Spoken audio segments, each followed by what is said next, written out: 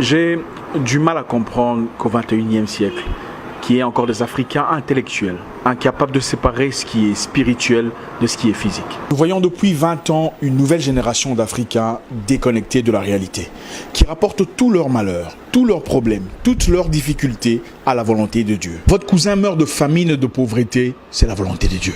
Vous faites 5 ans de chômage, sans argent, sans caleçon, c'est la volonté de Dieu.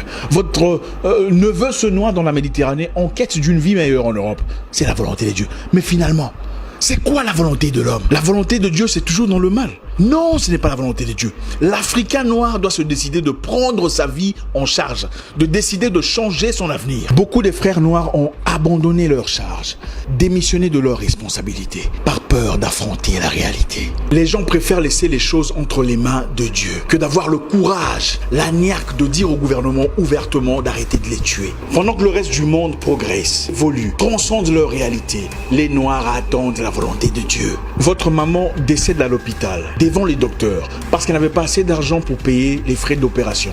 Vous dites que c'est la volonté de Dieu. Vous ouvrez dans votre pays une entreprise de vente d'allumettes. 2 jours plus tard, des militaires débarquent pour saisir votre stock. Quelque temps plus tard, vous découvrez que c'est un Libanais en effet qui a tout manigancé pour garder le monopole de vente d'allumettes dans votre pays. Et vous dites que c'est la volonté de Dieu. Mais attendez, finalement, c'est quoi la volonté de Dieu? La volonté de Dieu, c'est toujours dans le mal. Donc tout, c'est la volonté de Dieu. Et les enfants qui se font violer par des militaires et des rebelles dans l'est du pays là-bas, c'est aussi la volonté de Dieu. Je refuse de croire que Dieu, dans toute sa bonté, ait créé des enfants pour se faire violer à 2 ans, 4 ans, 7 ans. Les Noirs, arrêtons d'être lâches. La condition de peine, de crise, de douleur, de haine n'est pas normale. Dieu ne t'a pas créé pour te voir souffrir. Les Noirs, prenons courage. Je veux que tu prospères à tous égards comme prospère l'état de ton âme. C'est ça la promesse. Cette mentalité où il faut tout prendre et mettre ça dans le même panier, soi-disant que c'est la volonté de Dieu, est une mentalité des froussards, des trouillards, des peureux, des gens démissionnaires, incapables d'assumer leur choix, incapables de prendre en main leur destinée. Pendant que la Chine envahit l'Afrique et prend en otage l'économie africaine, les Noirs attendent la volonté de Dieu. Pendant que les autres ont travaillé en communauté pour créer WhatsApp et Facebook, des plateformes qui sont devenues aujourd'hui indispensables à notre vie, nous attendons la volonté de Dieu. Nous sommes encore en bas de l'échelle, en train de fumer une pipe, en train de voir des jaloux, des méchants, des aigris partout, des gens qui n'aiment pas tes photos sur Facebook, des gens qui n'aiment pas ton Instagram, des gens qui sont jaloux parce que tu as voyagé business class. Il est temps de mettre hors business tous ces pasteurs qui vous prêchent la haine entre vous. La haine contre votre famille, vos cousins, vos amis. Vous n'avez plus de gens avec qui coopérer, plus de correspondants. Personne n'est à votre côté parce que vous êtes ostracisés, mis à l'écart. Toujours votre tante est méchante. Vos cousins sont des sorciers. Votre nièce veut votre peau. Finalement, personne ne nous prêche la... Qui sera la mousse de l'Afrique aujourd'hui pour nous prêcher la positivité, le courage, la bravoure? Qui sera celui-là qui se lèvera dans le temps pour guider le peuple contre ses ennemis? On viole votre mère, vous laissez ça entre les mains de Dieu. On tabasse ton père, c'est la volonté de Dieu. Finalement, vous servez à quoi? Dieu nous a-t-il créés seulement pour souffrir, nous agenouiller chaque jour et pleurer notre peine? Ah papa, s'il te plaît, il n'y a pas d'argent, il n'y a pas à manger, les enfants sont malades. Non, ce n'est pas intéressant. Depuis 20 ans, vous priez pour les mêmes problèmes, les mêmes difficultés, les mêmes manques d'argent, les mêmes difficultés de santé, les mêmes problèmes socio-économiques. Ce n'est pas intéressant. Vous passez des nuits et des nuits à lier des mêmes démons, les mêmes sorciers, les mêmes charlatans, les mêmes esprits de vagabondage, les mêmes esprits de Nabucodonosor. L'Africain doit se battre. Il doit apprendre à se battre et prendre charge de son destin. Dieu descend-il du ciel pour laver vos aisselles? Dieu descend-il du ciel pour brosser vos dents les matins?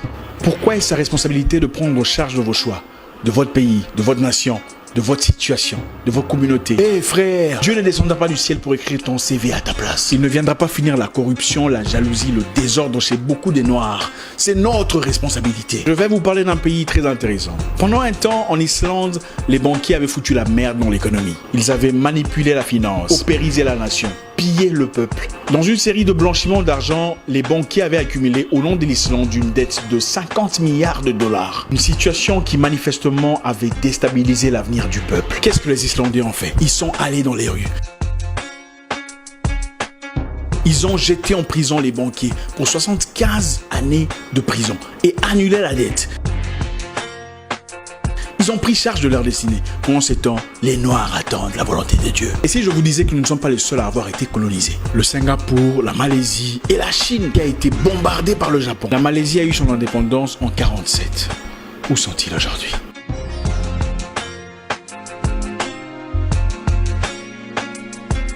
Non, l'argent que vous cherchez ne viendra pas seulement de la prière. Sinon, vos pasteurs ne vous demanderaient pas de cotisation pour construire leurs églises. Ça aurait été facile, n'est-ce pas? Ils entreraient seulement dans la chambre et faire une prière et dire « Dieu, j'ai besoin d'argent » et directement l'argent apparaît. Ça aurait été génial, n'est-ce pas? Les païens, les perdus, les idolâtres créent le téléphone avec lequel vous nous voyez aujourd'hui, avec lequel vous faites des transferts PayPal à votre église en cotisation. Mais vous attendez la volonté de Dieu. La Chine est actuellement en train de faire des recettes massives. Elle produit 95% des sièges en plastique que vous voyez dans des églises. Les chaises où c'est écrit Jésus-Christ derrière. Il y a Jésus-Christ en Chine. Les Chinois ne sont pas chrétiens, mais la vente est destinée aux Noirs. Parce que les Noirs sont incapables de produire. Pendant ce temps, sur le même siège en plastique venant de la Chine, avec le nom de Jésus labellé derrière, certains pasteurs se dénoncent mutuellement qui est sorcier, qui a commencé le ministère avant l'autre, Africains endormis, perdus, désorientés. Arrêtez! Dieu ne descendra pas du ciel pour vous envoyer un mari parfait, emballé comme un cadeau de Noël. Il vous a déjà donné l'intelligence, la sagesse, de savoir choisir, de savoir percevoir, de voir entre les lignes. Vous sortez avec 17 personnes différentes et aucune de ces relations ne marche. Et puis vous dites que c'est Dieu qui n'a pas voulu. C'est faux, c'est vous qui êtes légère. Dieu a aussi interdit les flirts, les activités sexuelles avant le mariage. Ça n'était pas la volonté de Dieu. Arrêtons de vivre dans l'hypocrisie. Prenons charge de nos vies. Prenons charge de notre avenir. Finalement, personne ne nous prêche la... Qui sera la monstre de l'Afrique aujourd'hui pour nous prêcher la positivité, le courage, la bravoure? Qui sera celui-là qui se lèvera? Vous passez des nuits et des nuits à lier des mêmes démons, les mêmes sorciers, les mêmes charlatans, les mêmes esprits de vagabondage, les mêmes esprits de Nabucodonosor. L'Africain doit se battre. Priez pour le salut de votre âme, mais soyons assez braves pour faire face à la réalité.